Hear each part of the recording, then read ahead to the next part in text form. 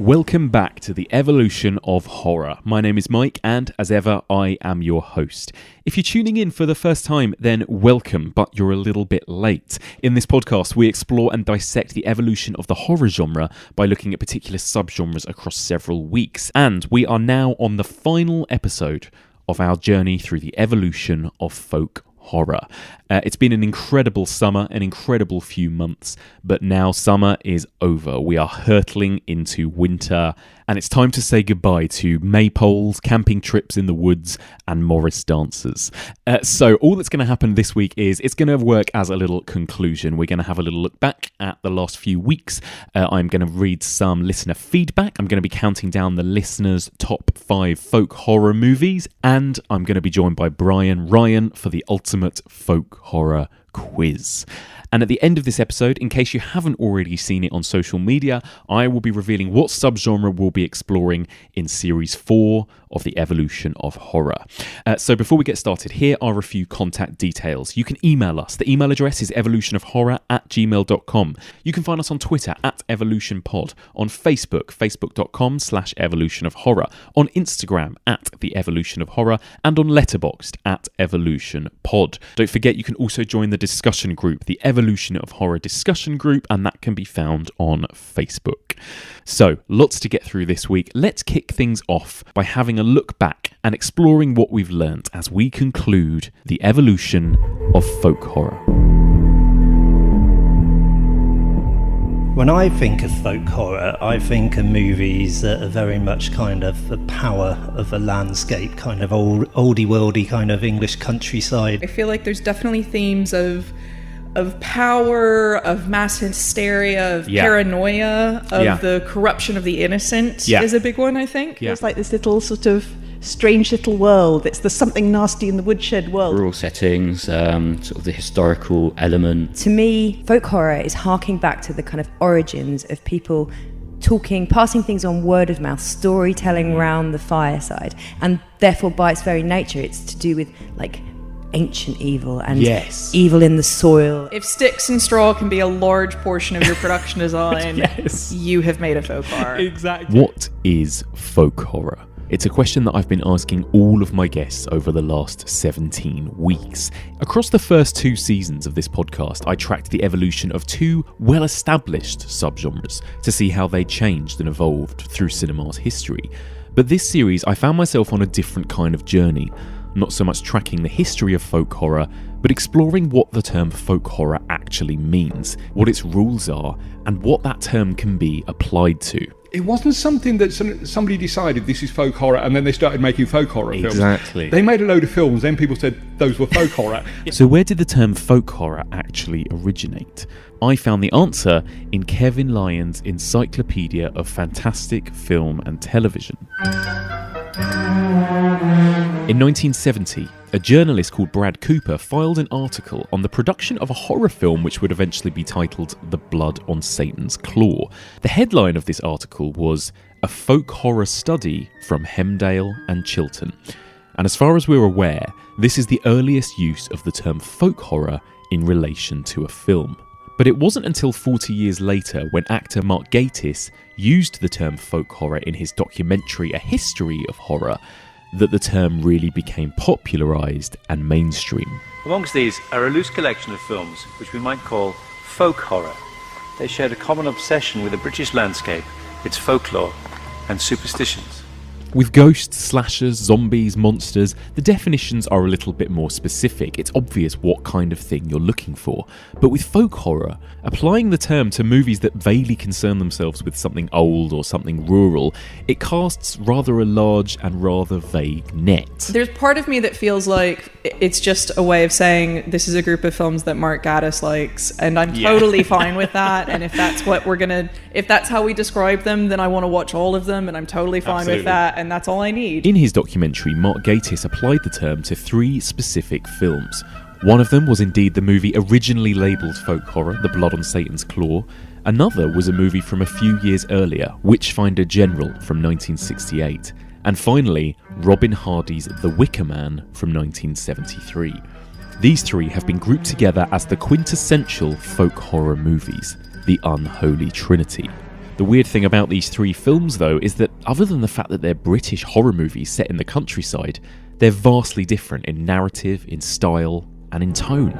With the tranquility of rural England shattered by civil war, evil was spawned at a time of strife in the land. Take him, Stern. Look for the devil's marks upon him. Right. Witchfinder General depicts a nihilistic, brutal world. It shows the dark side of British history, and it's filled with brutal violence, torture, rape, all of which are portrayed through a cold, emotionless lens. You took him from me!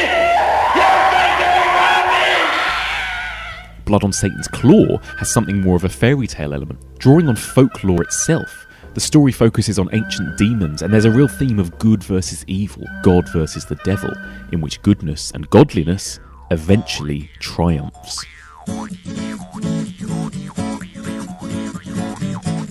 And then there's The Wicker Man, which in some ways shares more with Witchfinder General in its depiction of the danger of beliefs, the danger of religion, and the evil that men do to other men. And on that tree there was a limb, and on that limb there was a branch. But tonally and stylistically, it couldn't be more different. In that egg there was a bird, from that bird a feather came. So if we're to use these three movies to figure out the definition of folk horror, how are we supposed to do that when all of these movies are so different? What do these movies all have in common? The science fiction writer Theodore Sturgeon, who once said very famously, he was asked what's science fiction, and he very famously answered, science fiction is whatever it is that I'm pointing at when I say that's science fiction. Yes. And folk horror is a little bit like that. You kind of know what it is, you recognise it when you see it. Yes. But try and explain it. Folk horror scholar Adam Scoville came up with a simple set of rules for the subgenre that he has called the folk horror chain. Oh God! Oh, Jesus Christ! The folk horror chain is a series of 4 motifs, each one linking to the next. These 4 links can be applied to all 3 movies in the Unholy Trinity, but it also suggests that we could apply these links to many, many other movies. Some of them are so obvious, you know, the Unholy Three, the Unholy Trinity, we all know that they're definitely folk horror, but then there's an awful lot of fuzzy edges with folk horror. There are. Which is, I think, what makes it kind of interesting. So what are the 4 main links in the folk horror chain? Well, they are as follows. Link number 1 is landscape. Link number 2 is isolation. Link number 3 is skewed morals or beliefs. And link number 4 is violent or supernatural happenings. So let's look at those 4 links in more depth. Link number 1, the landscape.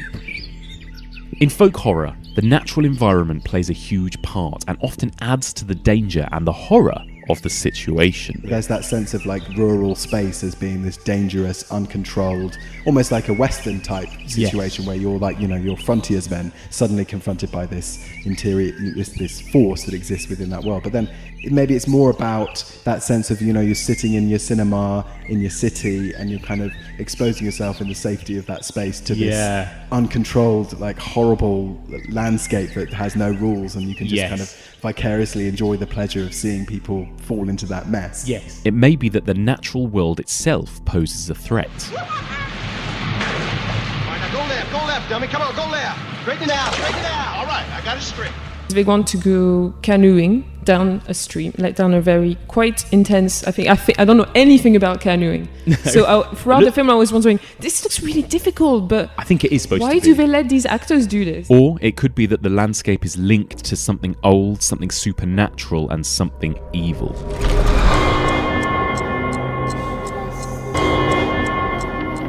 The Christian church is on the hill because the pagan church was on the hill, and no one gives a thought as to why the pagan church is on the hill, and it turns out it's the home of this giant beast. Sort of like, this eldritch beast. The landscape is always a huge visual element in a folk horror movie. It's set in Texas. It's these big, barren, kind of really sun-bleached landscapes. Yeah. And Daniel Pearl's photography is absolutely amazing. You've got shots of the Scooby-Doo bus tracking along the very bottom of the frame, and there's a huge sky towering above them, kind of weighing down on them like a big John Ford sky. And then you've got amazing shots of like sunflowers, you've got the sun burning in the sky, you've got all of these things. He really gets a feel for that landscape. The natural surroundings, the earth, the wind, the trees, they can often also contribute towards the movie's soundtrack. You won't often find a John Carpenter-esque electronic score in a folk horror movie. And it's this kind of weird blend of cacophonous drumming and strange natural sounds. Yes. There seems to be the sound of a pigeon occasionally in there. Yes, there is, isn't and there? there's these strange grunts and howls and, sort of almost human but not quite. Yes. There's something organically earthy about the way these films look and sound, as if the celluloid itself comes from the soil. There's no studio gloss, there's no Hollywood style to folk horror.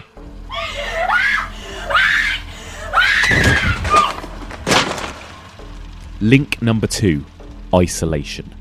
The landscape or the natural surroundings result in communities or characters being cut off or separated from civilized society. Whether it's the Scottish island of Summerisle, the deep south of America, Leaning on Jesus, leaning on. a Cornish village in England, Okay, you've had your fun. I'll give you one more chance. or even the Australian outback. That's not a knife. This is a knife. These worlds could be set hundreds of years ago in the past in movies like Witchfinder General or even The Witch. What went we out into this wilderness to find? Or they're worlds set in the modern day but are still in some way, due to the natural surroundings and isolationism, pre-industrial.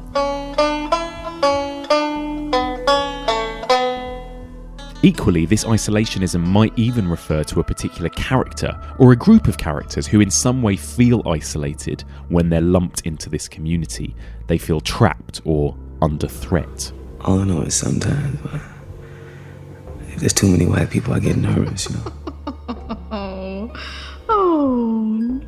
I personally find any situation where people are looking at me because I stand out really quite scary. I do find that whole idea of being an outsider really dark because you've got absolutely no idea about the motivations of these people. Point number 3, skewed moral beliefs. We don't commit murder up here. We're a deeply religious people. Religious? With ruined churches. No ministers, no priests. And children dancing naked. Due to the natural surroundings and then the isolationism, these communities have adapted their own way of life, a way of life which appears alien to urban, civilized society. They live by their own rules and laws. They've adopted their own forms of justice, of punishment. They have their own traditions, their own rituals, their own rites of passage. These beliefs are usually in some way linked to old ways of life. They might be drawing on paganism or Puritanism. I cannot be judged by false Christians, for I have done nothing save preach Christ's true gospel. They might believe that if a man is burnt to death inside a giant effigy, it will help their crops grow. Come. It is time to keep your appointment with the Wicker Man. They might believe that animals die better if they're hit over the head with a hammer rather than shot with a modern air gun. No way. With a sledge. See, that was better. They died better that way. Or they might believe that if a woman shows sign of agency or independence, she's probably a witch. You cannot bring the crops to yield. You cannot hunt. Is that truth enough? Enough. Thou canst do nothing save cut wood. You have not hear me. In the horror genre, we often talk about the other, the fear of the other, the monster being the other. But in folk horror, it's the world that the film paints. It's the whole way of life that is the other. It gives a sense that within that community everything looks normal the way it is. Yes, but then even if you have an American modern liberal thinking guy arriving, then he has a different view on it, and that's why it's interesting. I think this gap between perceptions. And it's not just the characters that may have skewed or ambiguous morals or beliefs. Sometimes the films themselves can have this way about them. There's not often a hero and a villain. Instead, the films lend a cold God's view eye to these petty, insignificant humans who ultimately are just ants compared to what surrounds them, compared to what came before them, and often what lies beneath them. Nature's been around longer than any of us, longer than anything. And nature is almost reclaiming it from these little ants that are kind of running around, annoying it on the surface. You look at the end of so many of the great films, that humans are almost inconsequential. It's kind of the inconsequentialness of people. Link number 4, violent or supernatural happenings. The skewed traditions, morals and beliefs described in link number 3 often trigger some kind of horror. It could be a ritual sacrifice, it could be some form of horrific torture or interrogation, it could simply be physical or psychological torment. Very often it's the urban outsider that finds themselves trapped in this community who has this horror inflicted upon them. Wait. But it could also happen to a character within this community. Anya Taylor-Joy's character in The Witch is simply a victim of circumstance. She's trapped in the world she was born into. What dost thou want? What canst thou give?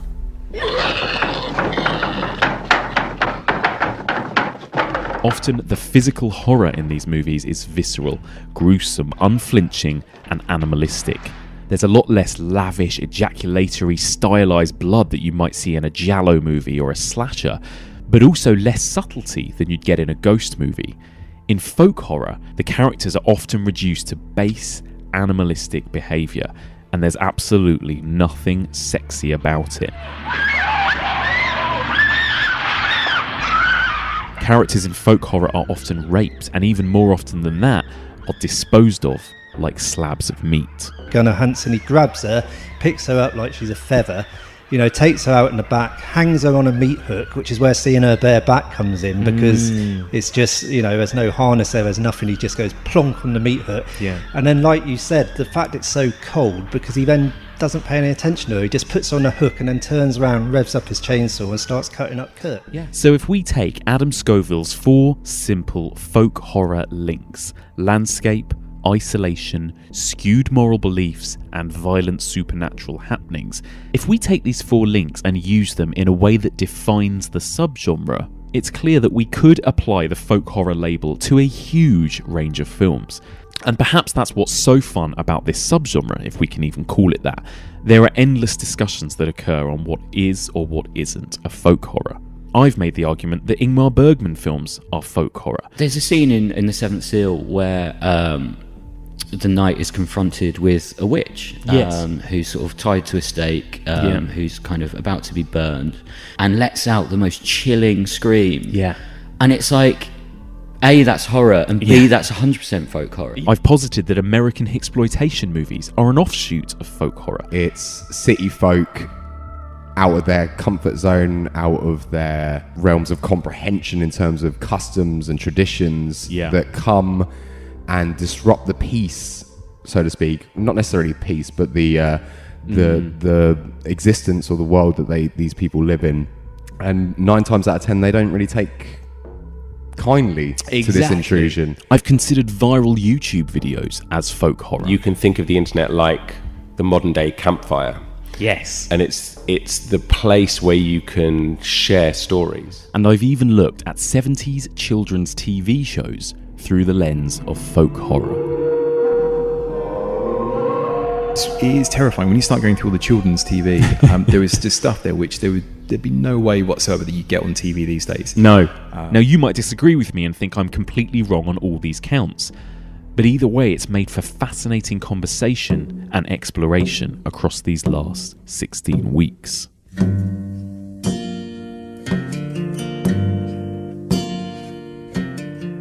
Right now, we're living in strange, turbulent times. Britain is cutting itself off from the rest of Europe. America is literally building walls to isolate itself. We've seen the rise of Nazis, actual Nazis, a group of people who I thought were long dead and gone. Old beliefs, old ways of life are beginning to rise to the surface. There's a rejection of modern, civilized societal norms. And maybe this is why we're seeing a resurgence in folk horror. There's something very human about it that gets you. I find it puts me on edge because it's usually about an aggressive pack mentality of human beings, which is the most dangerous and tangible threat. Like Hello Hitler. It's that. I think that human threat. Yes. But another reason for this so-called folk horror revival could simply be the cyclical nature of horror. Filmmakers like Ben Wheatley grew up on movies like The Wicker Man and Witchfinder General.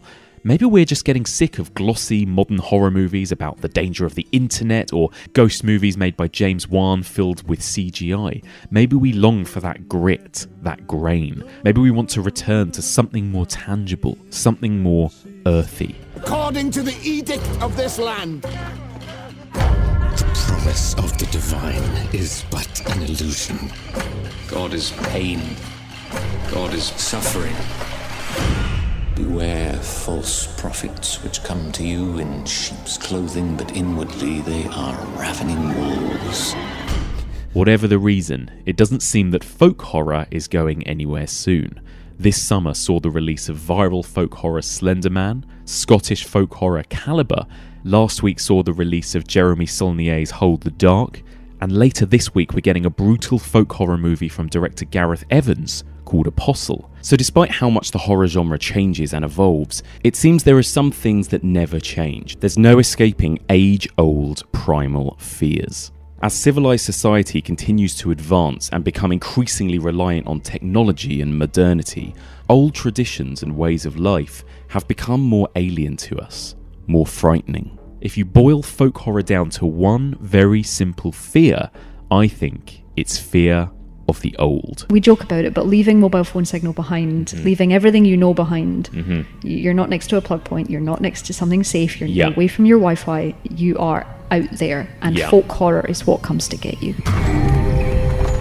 And despite how far we've come in 2018, there's still no escaping our history. History is all around us. It's in old buildings, it's in the trees, it's in the soil. And no matter how much we may try and convince ourselves that we've grown into an advanced, rational and civilized society, it's becoming increasingly clear that we cannot escape our base, primal, animalistic roots. We will make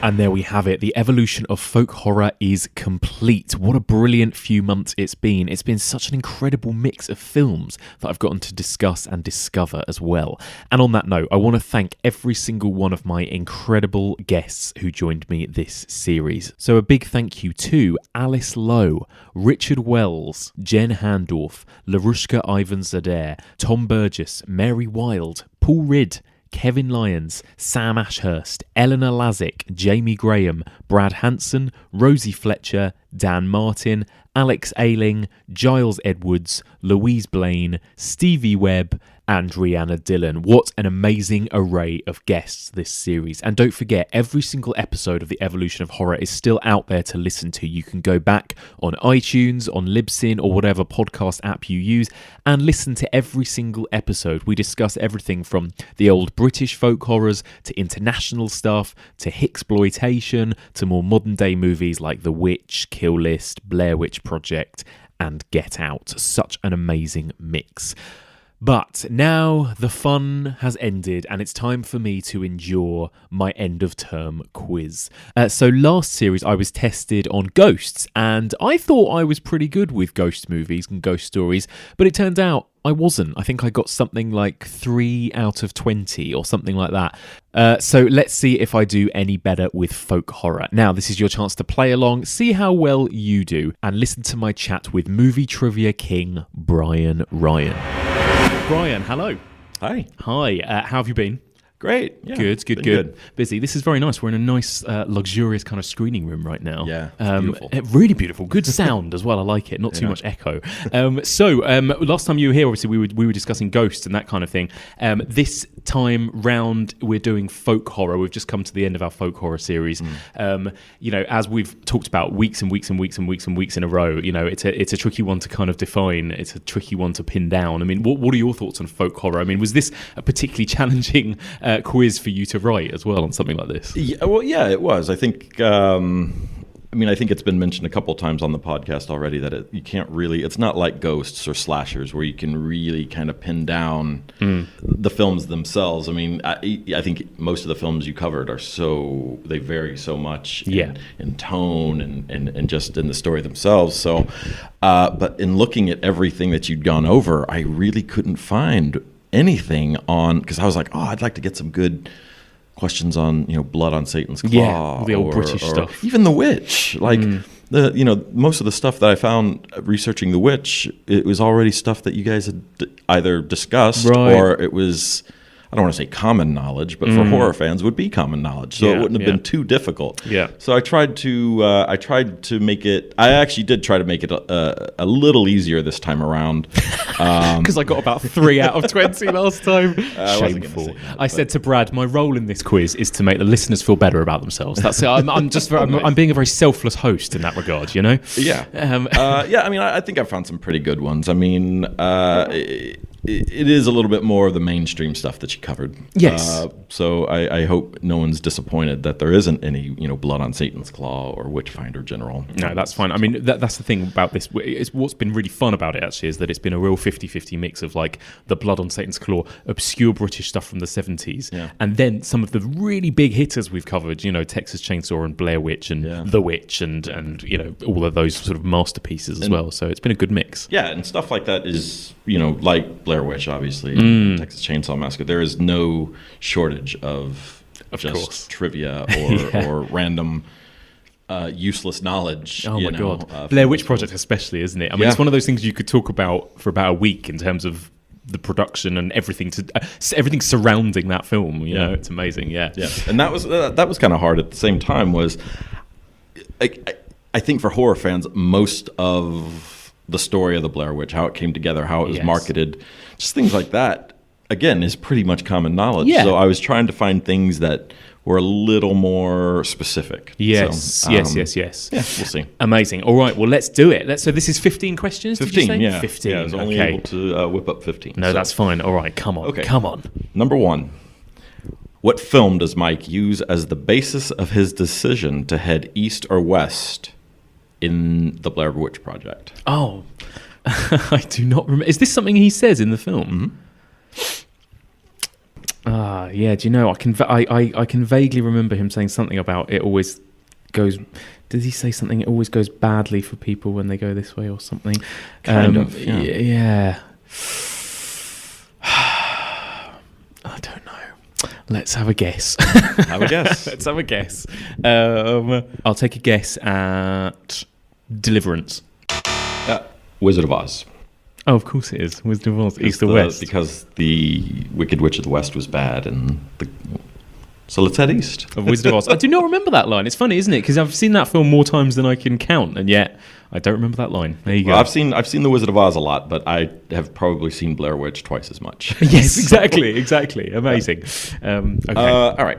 The Wicker Man is loosely based on what 1967 novel? Ooh. I need to try to find a copy of this. Yes. Loosely based, apparently. I don't know. I've got no idea. I can't remember ever discussing this, but maybe we did. But a novel called Ritual. Ritual. Yeah. Interesting. I'll have to check it out. Yeah. From what I understand, it was more or less the shell of the idea, and there were certain things that they wanted to. Obviously, a lot of things that they wanted to change. But yeah, I mean, apparently it's kind of rooted in that. So yeah, it'd be cool to pick up a copy of that. Yeah. I'm sure you could probably find one online. Yeah, I'm sure. Yeah. Okay. What is the name of the town in Children of the Corn? I haven't seen this film in a long time. Because it's terrible. Oh, my. Yeah, sorry, Brian. Sorry, Giles. No, I don't know. Gatlin, yeah. Wow, okay. Thing about... I think Children of the Corn deserves a rewatch, too. This is actually one of the first horror films I saw. Not the first, but it's definitely... I think it was the first truly viscerally bloody horror film that I'd seen. I mean, as a kid, I was probably the age of the little kids in that film at the time. Mm-hmm. And so I mean, I still watch it. I'll, from time to time, probably haven't seen it in a year or two, but it still freaks me out. Yes. And, I think the character Malachi is so great. And the story itself, I mean, the short story itself is... Well, I'm the other way around to you. I think the short story is great. I think the film, from what I remember, is not good. I think, and Sci-Fi tried to do a reboot of it. I think it was like a 2-night film, and it was terrible. But it was more based on the short story. But I think I'll be honest, especially with the climate right now with Stephen King's stuff, I think a gritty kind of almost like a Devil's Reject style Children of the Corn remake would do quite well. Definitely. I think it could do with a reboot, a remake. And the story is very, very creepy. You know, there's no real resolution to it, which is, I think, what changed in the film. But yeah. All right, maybe I'll give it a rewatch then at some point. Me and Giles discussed it briefly a couple of weeks ago. There are some genuinely frightening moments in that film. Yeah, well, it's a cool idea. I really do think it's a cool idea, and I think, like I say, I really do like the story and the short story, but I just remember finding the film a bit too over the top and goofy in parts, you know? Yeah. All right. Okay. 0 out of 3 so far, going swimmingly. Excellent. It's all right. What American sitcom actor provided the narration for the Texas Chainsaw Massacre?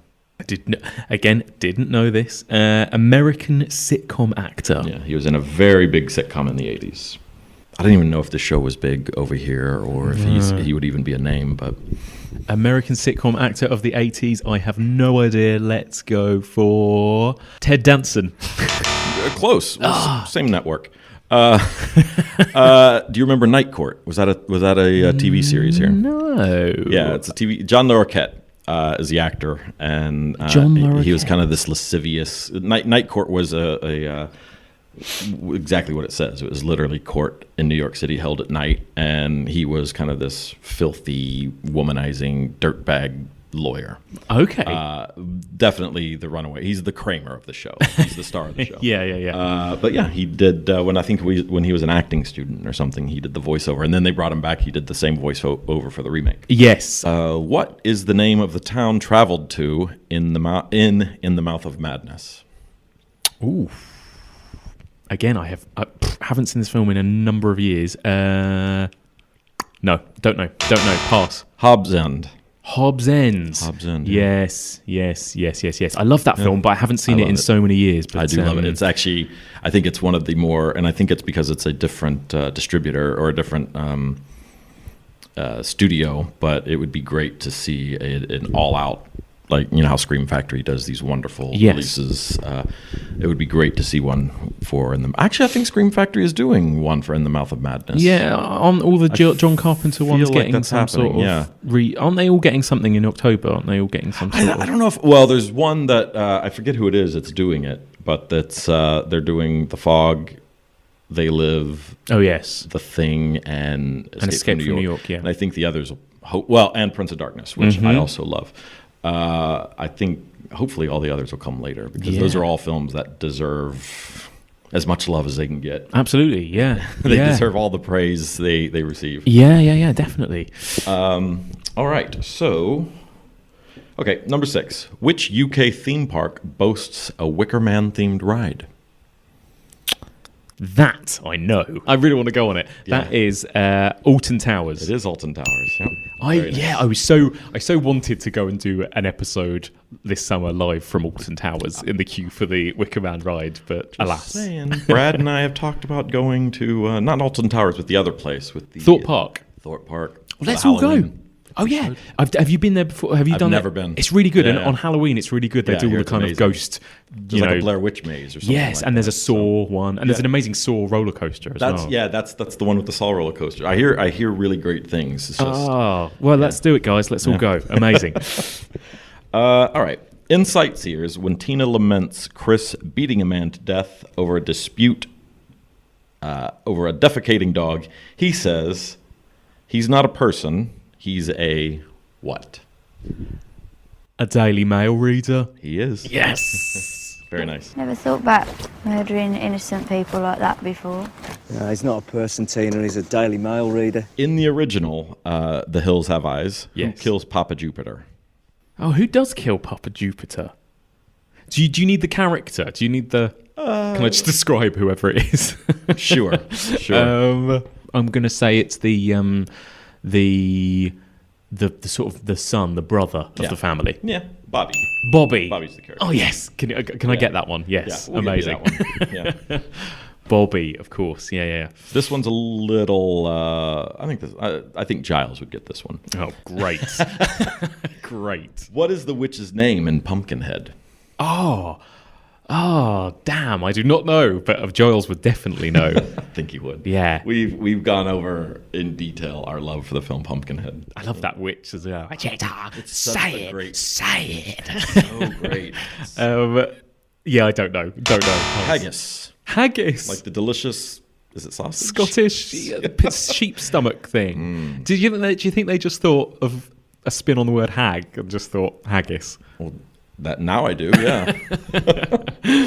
Haggis, interesting. Yeah, Giles would definitely have known that. Yeah.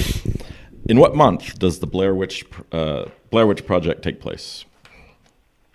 I'm not sure. Something for some reason is telling me September. So close. It's October. It's October. Well, of course it's October, isn't it? Yeah, of course it is. I should have guessed October already. Okay.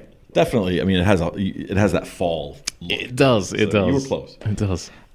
In The Devil's Rejects, it is revealed that the Firefly family have... Let me try that again. Mm-hmm.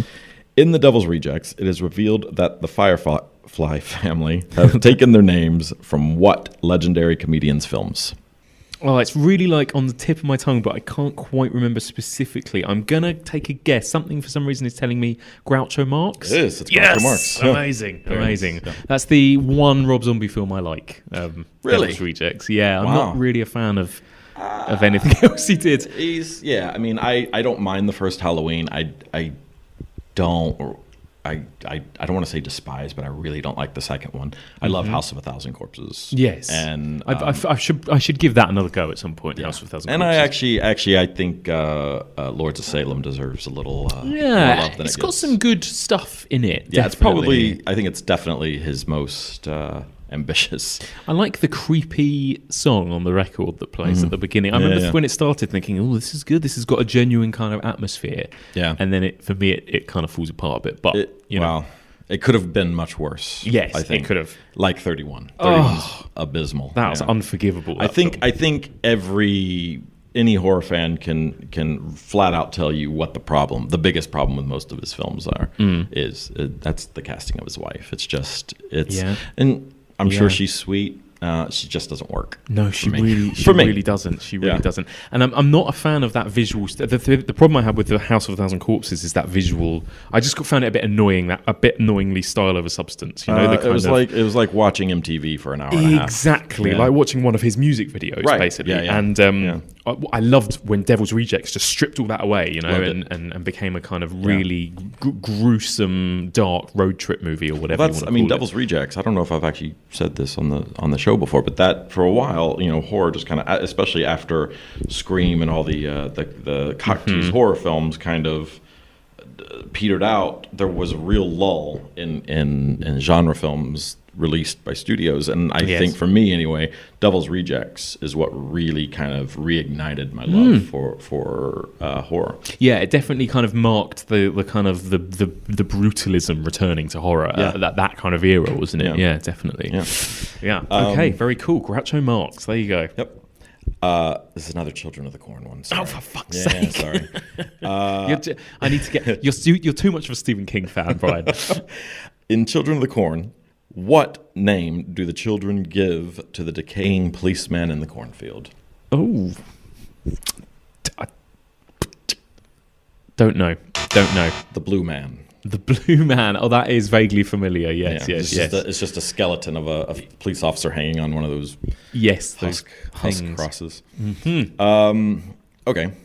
What is the full name of Captain Spaulding's roadside attraction in House of a Thousand Corpses? Ooh. Is it? I don't know. I can't quite remember. I'll say Dr. Satan's House of Horrors or something. Close. No, not that close. Captain Spaulding's Museum of Monsters and Madmen, in parentheses, and Fried Chicken Emporium. Brilliant. Brilliant.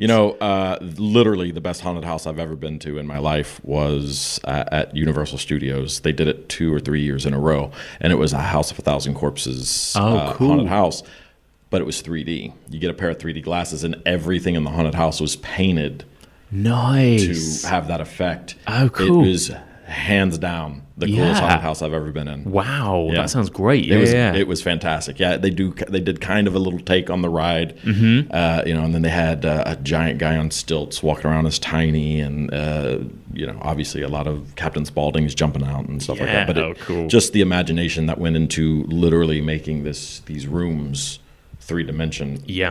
Obviously they're already 3-dimensional, but I know what you mean. Giving them that effect, it was incredible, and I don't know why they don't do it anymore, because it was definitely the best one. Yeah, that's really cool. Yeah. I like and I do like, actually, having just slagged off House of a Thousand Corpses. Obviously, Sid Haig and Captain Spaulding is just brilliant. Legendary. Yeah, amazing. Okay. Okay, 2 more. Who directed the remake of The Wicker Man? Oh my God, I don't know, because that film does not exist in my mind. I don't hate it. It's the yeah, I don't know. Neil LaBute. Yes, and he'd done a couple of other quite bad films. Well, here's the thing: Neil LaBute is an astounding playwright and theater person, Mm-hmm. and then his debut, I think it was Aaron Eckhart's debut too, was In the Company of Men, yes, which is awesome. Yes. And then he's gone on to a few stinkers, but I mean, that I think In the Company of Men and what is it? The one he did with Your Friends and Neighbors is great. And then he did one with Paul Rudd. But the plays are what you should stick to. I was shocked when I read that Neil LaBute had done that film. And lastly, what was the working title of the Texas Chainsaw Massacre?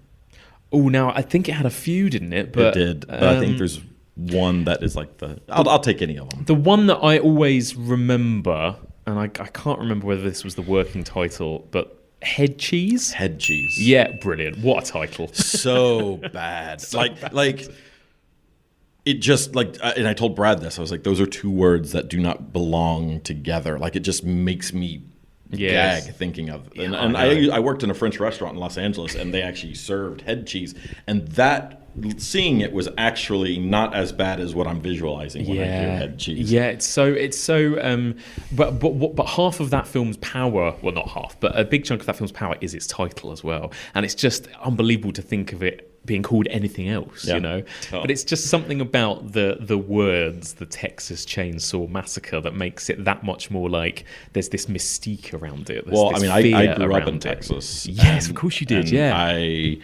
Of course, everyone said, everyone now knows, it's based on Ed Gein or whatever.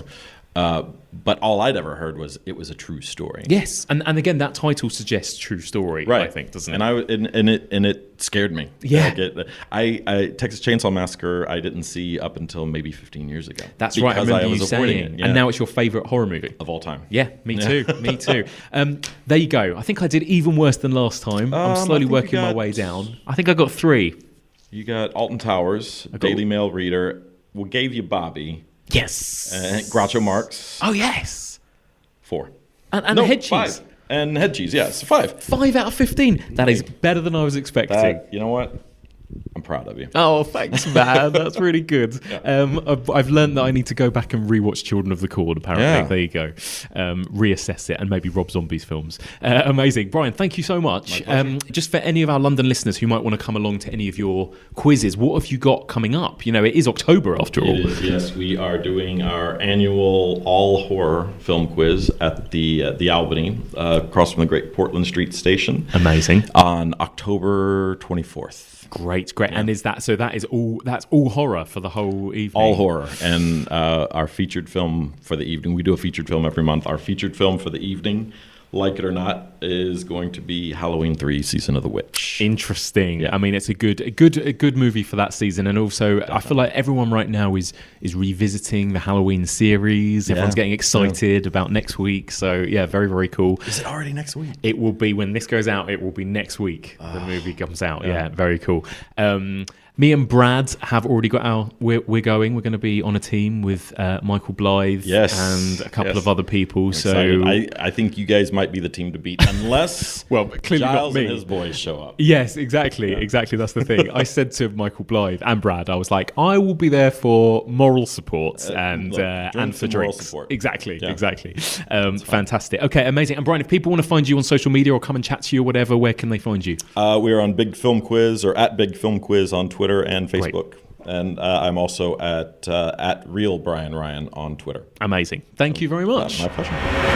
And there we go. A big thank you to Bryan Ryan. And thanks for going at least a little bit easier on me with those questions. I think I did marginally better than last time, but still not great. What about you? Did you do better than me? I'm sure you probably did. If so, write in, tweet me, email me, tell me your score.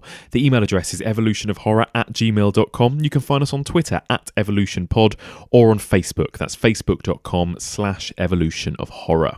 So this is it. We are nearly at the end. This is now time for me to read a little bit of audience feedback, and then I'm going to get to counting down your top 5 folk horror movies. First of all, I just want to say a huge thank you to everyone who wrote in. Once again, it was an overwhelming amount of people that either emailed or tweeted or sent a Facebook message or posted in some way in response to the series. I'm so sorry that I'm not going to get a chance to read absolutely everybody's comments and everybody's reviews and everybody's top lists, but I'm going to do my best. So here are a few comments. First of all, just a bit of feedback on the series as a whole. This was a lovely email I got from Amy Watts. She says, "Hi Mike, love the podcast and this has definitely been my favourite series so far.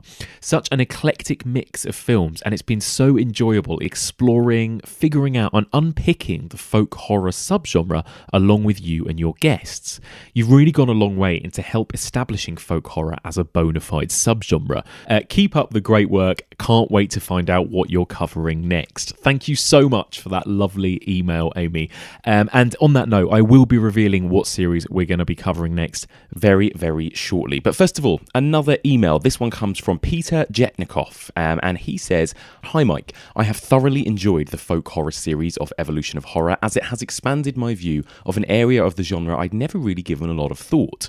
The term folk horror was new to me only a few years ago when I read it in relation to a blog post about the Wicker Man. Things snapped into place. Of course, what a great designation. Then, after a brief pause, I thought, so what else fits there? And I drew a blank. This series has been great, chiefly for that reason, of coping with an elastic definition. Wicker Man, of course, but why not Texas Chainsaw? Where else do you put that? The Hills Have Eyes, Deliverance, Green Room, Borderlands, all of them find a home here, and pleasantly, it's such an accommodating one that almost anyone can stay there. I was familiar with most of the titles discussed over the episodes, but the richness and depth of the discourse had a good effect. I was dismissive of The Witch, for example, but after the episode on it, I've earmarked it for a revisit. It's too late for any extra inclusions at this point, but as I offered on the Facebook page, I would put the 2003 Australian film Lost Things in there. You've got a group of stomping school leavers at the beach before things go eerily wrong. There's an occult element and some very genuinely creepy use of the bright sunny exteriors and some effective weird moments. It also features some of the clumsiest dialogue ever given to teen characters, but the second half makes up for that. Thank you so much, Peter, for that lovely, lovely comment. Really, really great. I'm so glad you enjoyed it. And it's really nice that we can kind of recommend films to each other like this, and you can recommend some to me, and I will definitely, at some point, give this film Lost Things a go. You've totally sold it to me there. I'm going to check it out. Okay, a couple more quick comments here. This one comes from Paul Astbury. He simply says, "Brilliant series. As you mentioned, folk is a difficult thing to define, so the diversions into exploitation, hicksploitation here were very well timed. Where else can you fit Straw Dogs, Deliverance, and the Texas Chainsaw Massacre? Great work." Thank you very much for that, Paul. And here's a comment from another Paul. This is Paul Allen. He says, "Thank you, Mike. Without you, I'd have never been motivated to see A Field in England. Such a profoundly unsettling film. I think it twists the folk horror tropes for the perils that befall an urban sophisticate amidst rural simplicity, and makes the learned man the danger to the less educated. Knowledge isn't power. It's positively dangerous when erroneously applied in situations where traditional knowledge reigns. Wow, thank you very much, Paul. That was some deep stuff there on A Field in England. Now, unfortunately, A Field in England didn't quite make the cut in the top 5 folk horrors. Maybe it's still just a little bit too niche. But before we get into that top 5, I want to also read a few other comments on movies that didn't quite make the cut but still got quite a lot of votes, and a lot of people wanting to talk about them. So first of all, one of those movies that didn't quite make the top 5 was Oni Baba from 1964. I got this email from Julian Gill Murray, and he says on Oni Baba, folk horror tales take place in otherworldly communities cut off from civilization, and this setting is perhaps the most evocative. Those shifting reeds with the demon peeking through offer the most startling imagery of the subgenre, and it's a sensual film which truly gets under your skin. Yeah, I couldn't agree more with that, Julian. For me, Oni Baba was an amazing discovery for me. This was the first time I had ever seen the film. I couldn't wait to watch it, and I'm so glad that I did. And for me, it's going to go down as one of the all-time greats. We also got quite a bit of correspondence on the Ken Russell movie, The Lair of the White Worm. Matthew Michael wrote in to say, "Hi Mike, I'm a bit surprised this didn't come up on the podcast. An amazing late entry in the genre, riffing on folk legends and folk music, like the bastard child of Blood on Satan's Claw's Uncovered Evil, and the Wicker Man's odd Harvest Festival quaintness." Matthew, you're absolutely right. This was a big oversight on my part. I am a big fan of Ken Russell's The Lair of the White Worm. It's brilliantly bonkers. For some reason, it just went off my radar when planning this series, but I have no doubt that at some point in the future, that film will get covered. Now, as well as film, obviously, we did cover quite a bit of television, of folk horror television, particularly some of those sort of British sort of one-off TV plays from the 70s. Now, a lot of people wrote in and cited as their favourites, of course, the M.R. James Ghost Stories for Christmas. They came up once again in folk horror. A lot of people mentioned A Warning to the Curious, The Ash Tree, even a couple of votes for Whistle and I'll Come to You, which for me is kind of more of a ghost story, but I can absolutely see why people voted that for folk horror. But actually, one of the more popular ones, again, didn't quite make it into the top 5, but a lot of love for the TV play Robin Redbreast, which me and Tom Burgess covered together. And here is a quick comment from Matthew on Robin Redbreast. He said, "I think some of the best folk horror was made for TV. And this one was particularly disturbing because of the way a modern woman is reduced to a prisoner in an ancient ritual." Yeah, I absolutely loved Robin Redbreast. For me, like Oni Baba, this was a brand new discovery. I'd never heard of it, I'd never seen it, and I loved it. For me, it is one of the all-time great folk horrors. If you haven't yet checked out Robin Redbreast, I think you can purchase a BFI DVD of it online, and it's probably out there streaming somewhere, I imagine, as well. Please do seek it out. It's really, really creepy. Like a brilliantly kind of rural folk horror version of Rosemary's Baby. Definitely worth a watch. Now, another TV play from that era, one that I was a lot less keen on, was Penda's Fen. Now, I've gotten so much correspondence since I basically slated that, saying I found it quite pretentious and dull. A lot of people telling me to give it another chance, so I absolutely will. In the break, while I'm not working on the next series, I am actually going to give Penda's Fen another watch and maybe reassess it. I think maybe I just wanted more folk horror, or at least just more horror from Penda's Fen. For me, it wasn't really anything of anything, but there is, of course, a hell of a lot of love for Penda's Fen. Here is a quick comment from Julian on Penda's Fen. He said, "Not the scariest film you've discussed, but certainly the richest. It's one of those films where you can trace its different parts, the folk on one side and Alan Clark's political preoccupations on the other. And at first, it seems like the film is lurching from one genre to the other. What you can say about watching Hereditary, where the audience genuinely doesn't have a clue what kind of film they are watching, applies just as much here. It may be baffling at first, such is the way with many original films, but underneath it all is perhaps the most optimistic tale of all the films discussed, where we see a boy come of age and wake up to what the world needs him to be. Thank you so much for that, Julian. You've made that sound so much more interesting than, to be honest, I found it when I originally watched it. So as I say, I will definitely go back and reassess it. We got a lot more comments on a lot of other films that didn't quite make the top 5. But let's get into the top 5 first of all, and then I'll go into a few honourable mentions. So here you go, your top 5 folk horror movies. Now, we had literally hundreds of people vote for this, so it took me quite a long time. I kind of used a similar point scoring system to the one I used last series, which was if you ranked your 5 from 1 to 5, then I'd have given 5 points to the number 1 pick and 1 point to the number 5 pick, and everything else in between. But a lot of people wrote and listed 5 films in no particular order. They didn't actually rank them. So in that circumstance, I just gave a middling 3 points to every single entry. So just so you know, that's how I worked this out. And I did also mention, when I asked for everybody's lists online, I said, give me the top 5 movies that you think are folk horror. You don't have to feel compelled to go by my definition. You don't have to include Hicksploitation or Night of the Hunter if you don't think they're folk horror. So I did specify, I wanted people to specifically write in with what they think are folk horror movies, because I was interested to see how much people agreed or disagreed with me about some of the choices that I've made for films this series.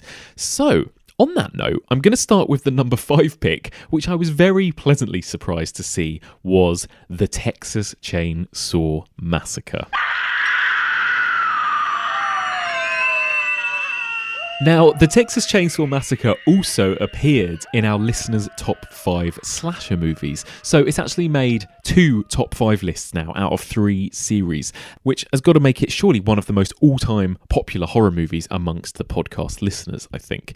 Of course, it's an absolute masterpiece. To me, it is the greatest ever horror movie. It is the perfect horror masterpiece. Here's what Tim Adam had to say about Texas Chainsaw. He said, "When I saw this on its cinematic reissue in the late 90s, it changed my life. By whatever strange, sweaty alchemy Hooper conjured up on that feverish Texan hell shoot, this film, more than any other, captures the sense of what nightmares are like. Running but never escaping, screaming without end. It's a brutal magic trick of demented madness and one of the greatest films ever made." Yep. Couldn't agree more, Tim. That was a wonderful, wonderful review. Pretty much nailed it. This from Becky Dark. She said, "This film is just so pure. There is absolutely nothing extraneous here. It's like a punch in the gut. Brutal, abrupt, painful. It seared so many images into my mind, but that slamming metal door has to be one of the most violent, disorientating moments in the whole of cinema. It has everything, but it's over in the blink of an eye. This film is an ordeal that I'll put myself through time and time again." You nailed it there, Becky, as well. Absolutely nailed it. Couldn't agree more. Particularly that moment with the steel door, as I've gone on about over and over again on this podcast. I think it is one of the greatest moments, not just in horror, but in cinema. So there we go. A huge amount of love for the Texas Chainsaw Massacre in folk horror, which I'm so pleased about. Hopefully that means that a lot of people did at least see my point of view that, Texas Chainsaw Massacre does have a lot of folky elements. So onwards to your number 4 pick then, which actually is a lot more traditional folk horror. This also got a hell of a lot of love. It is the 1999 found footage movie, The Blair Witch Project. I am so sorry, because it is my fault, because it was my project. So we got tons of comments on the Blair Witch Project, but I'm just going to read this one. This was an email from Adam from the Still Scared podcast. He says, "I remember being on the school bus in year 7, hearing some older kids discuss how this video had come out and how it was actual documentary footage of some people who were killed in the woods. How this was a real snuff film, just as real as the stories of Marilyn Manson kicking kittens and puppies to death on stage. The myth of the Blair Witch Project haunted me for many years before I actually had the courage to watch it. I expected it to be scary, but what came as a surprise was just how well made and how well acted this movie was. Thank you for that, Adam. Couldn't agree more. I thought that was a great comment to read because I think that partly the power of the Blair Witch Project is the talk around it. It was the reputation that it received. It was the marketing. It was the build-up. It was the myths and legends around it. So for me, I think, and for a lot of people, you know, the love of the Blair Witch Project is kind of rooted in that memory of when it first came out or when they first saw it. But couldn't agree more, Adam. I think it's a brilliantly made film. It's a perfect made film. I think the performances, as me and Rosie discussed at length, are outstanding, and the actual craft, the editing, the putting together of this film is also incredible. So moving on to your number 3 pick, we're moving even further forward in time up to 2011, and this is Ben Wheatley's Kill List.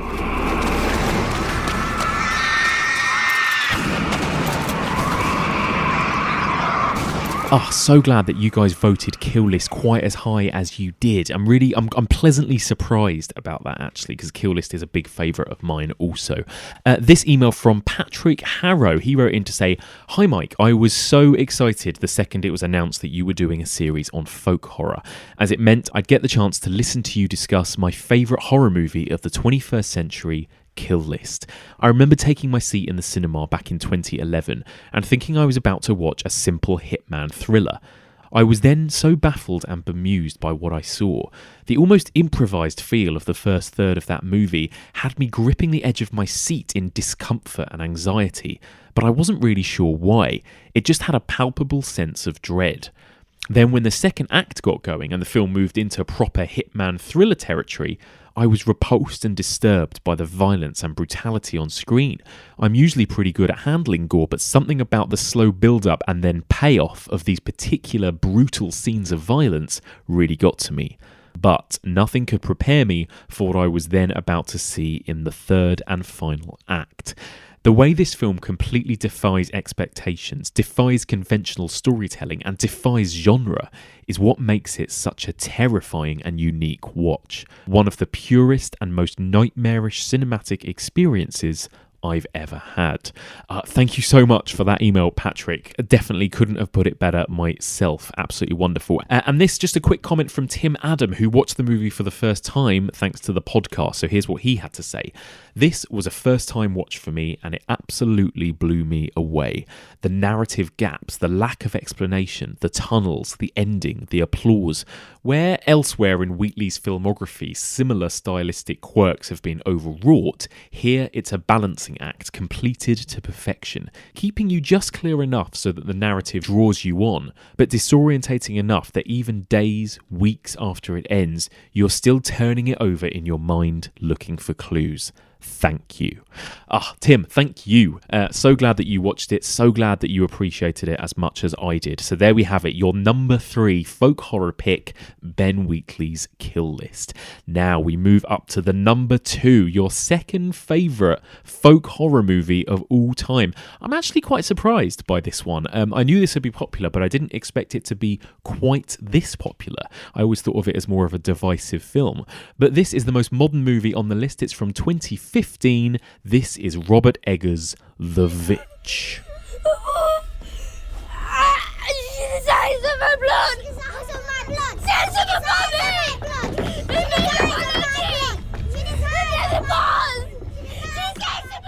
So, The Witch. I mean, obviously, I could go on about this movie for hours, for days. I pretty much have already. Here's what you guys had to say. This email comes from Susan Willis. She says, as an adult, no film has scared me or affected me as much as The Witch. What makes it so terrifying, something that you and Louise discussed on your episode, is the way in which it manages to scare us on 2 completely separate levels. Firstly, as a supernatural horror about a witch living in the woods, it's terrifying. It's full of creepy atmosphere, has frightening jolts, big jump scares, and gruesome imagery. But as a historical drama about the way that Puritans lived and behaved, and the way in which women were treated, or rather mistreated, it's even more harrowing. The ending, which I know divides people, for me, perfectly blends these two dimensions of fear together, and it shows how one inevitably leads to the other. A film that I can continue to watch and appreciate in new ways. Keep up the great work. Can't wait for the next series. Thank you so much, Susan, for that email. You're absolutely right on all counts. It's a masterpiece. It's a movie that I think has layers that you can peel back one by one every time you watch it and find it scary on a whole new level every time. So here we go then. Your number one folk horror movie of all time. It's not going to be any great surprise. This movie, in my point system that I used in order to score up the rankings, this movie had about 200 points more than The Witch that was in second place. It was essentially the movie that popped up on every single person's list. So it was the absolute winner by a landslide. It is, of course, Robin Hardy's The Wicker Man. It was upon a Lammas night when corn rigs are bonny. Of course, plenty of correspondence on The Wicker Man. I'll just read a few. This from Ronan Farrell. He says, there really isn't another film that can claim the top spot for me. Call me predictable, but as far as folk horror goes, this is the ultimate example. I never tire of it. A beautiful setting, excellent performances, a sublime soundtrack that I absolutely adore. I'll never forget the first time I saw that climax. It absolutely took my breath away. Yes, couldn't agree more, Ronan. And this from Charlotte O'Farrell. The Wicker Man is not only my favourite folk horror, it's my favourite film. There's never been anything quite like it before or since. I've really enjoyed this series and I like folk horror in general, but The Wicker Man towers over all others like a giant wicker man, in my opinion. Thank you very much, Charlotte. And this quick one as well, also from Adam from the Still Scared podcast. He says, what makes this movie so brilliant is it manages to locate its horror in the bright sunlight in the midst of joyous sensuality. It's so much fun until it's really not. Thank you very much for that comment, Adam. And there you have it. The listeners' top 5 folk horror movies. Number 5, The Texas Chainsaw Massacre. Number 4, The Blair Witch Project. Number 3, Kill List. Number 2, The Witch. And number 1, The Wicker Man. There we have it. Corn rigs and barley rigs and corn rigs are bonny. I'll not forget. In terms of movies that came very, very close, of course, a couple of the other movies in the Unholy Trinity, just missing the top 5 by a whisker. It was number 6, was Blood on Satan's Claw. Just behind that was A Field in England and Oni Baba. And just behind that was Night of the Hunter from 1955, which I'm very pleased about. And The Borderlands. There's a lot of love out there for The Borderlands. I'm guessing there's probably just not enough people have actually seen it in order to rocket it into the top 5. But if you haven't seen the found footage movie The Borderlands, please do check it out. Okay, well, before we finish, as I always do, I'm going to quickly run through my top 10 folk horror movies. I'm not going to talk about any of these in depth because you've heard me talk about all these movies, and if you want to hear me talk about any of them, go back and find the correct episode. But here is my top 10. So for me, for number 10, I've gone with the original movie branded a folk horror. I've gone with The Blood on Satan's Claw from 1971. At number 9 for me is the French extremity film Calvaire. Absolutely love Calvaire, and I'm going to find an excuse at some point in the future to discuss that movie again, but in depth. For me, number 8, I've gone with The Night of the Hunter from 1955. Now, Night of the Hunter is personally one of my all-time favourite movies. It would be in my top 5 ever, but I know that as a folk horror it's kind of questionable. I think it vaguely links to folk horror in a number of ways, kind of tonally and stylistically, so I haven't put it as high up. For number 7, I've gone with a movie that, as I mentioned earlier, it was a new discovery for me. The first time I'd seen it, I'm going with Oni Baba from 1964. Number 6 for me, I've gone with Robin Redbreast. This was the only sort of TV entry on my list. Again, this was a new discovery for me. I thought it was brilliant, gripping. I loved the performances. performances, I loved the lead character, and I thought the movie was just incredibly ahead of its time. Into my top 5, these are all going to be movies that sound familiar to you at this point. I've gone with number 5, Ben Wheatley's Kill List. Obviously, it's absolutely terrifying. Number 4, I've gone with The Blair Witch Project. For me, that movie is still just as original, innovative, and interesting as it was 20 years ago. Number 3, I've gone with The Witch, a movie that is just pure dread, pure atmosphere. At number 2, I've gone with The Texas Chainsaw Massacre. Now, again, because it's not strictly the most traditional folk horror, I didn't put it at number 1, even though I think it's the best horror movie of all time. But just because it's the best horror movie of all time, it doesn't necessarily mean it's my favourite folk horror. So I've put it at number 2. But my number 1, I'm joining you guys. I think it is the greatest folk horror, the pinnacle of folk horror. It is Robin Hardy's The Wicker Man. I just love this film. What can I say? It's full of joy, it's full of dread, and it's full of horror. And how often can you say that a film balances all of those things as well as The Wicker Man? So there we have it. Your number 1 and mine, the greatest folk horror of all time, Robin Hardy's The Wicker Man.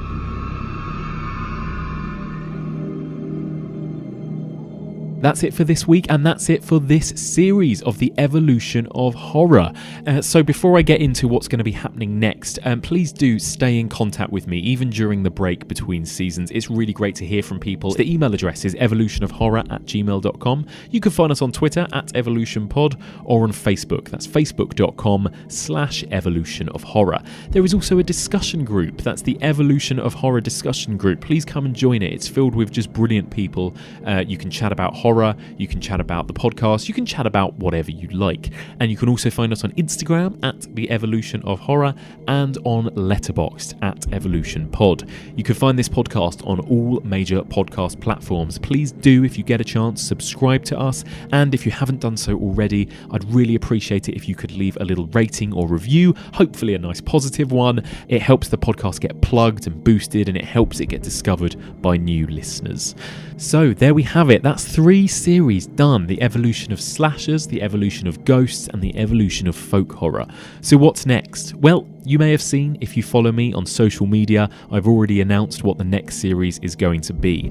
Series 4 is going to be the evolution of the zombie film.